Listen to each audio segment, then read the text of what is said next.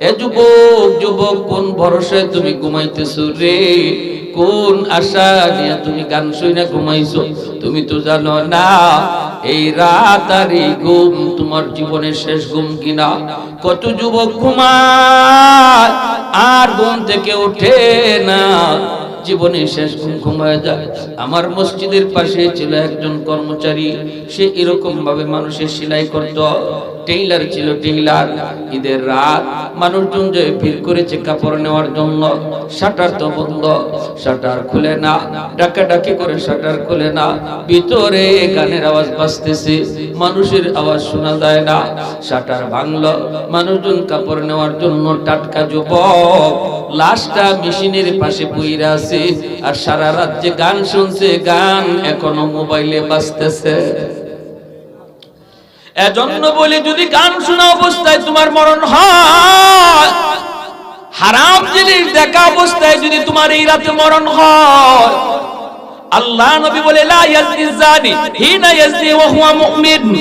নবী কয় হারাম কাজে লিপ্ত থাকা অবস্থায় যদি কারো মরণ হয়, ওই অবস্থায় ঈমান তার সাথে থাকে না।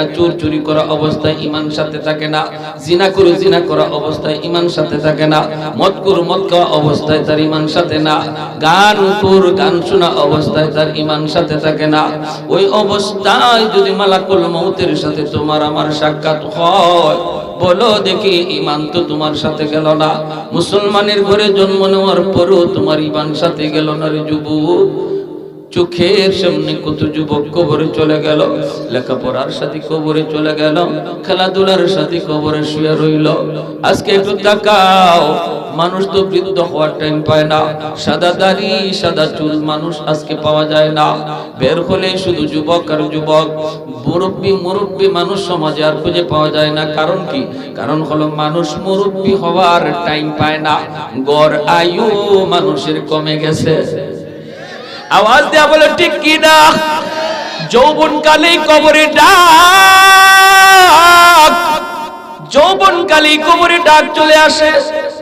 এজন্য কোন ভরসায়, কোন আশায় তুমি গুনার কাজে এখনো মগ্ন, যেখানে আল্লাহ পাক কুদরতি হাত নিয়ে তোমাকে ডাকতেছে, যুবক যাস না, আয় আমি আল্লাহর দিকে আয়।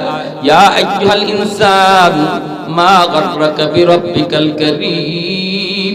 বান্দা তোরে কোন জিনিসে তোরে আমি আল্লাহ থেকে ভুলায় দিল? কোন জিনিস তোরে ভুলায় দিল? এত মায়া করে তোরে আমি আল্লাহ বড় করলাম, মায়ের পেটে আমি তোরে খানা দিলাম, বের হওয়ার পর তোর দাঁত ছিল না, আমি আল্লাহ তোরে দাঁত দিলাম।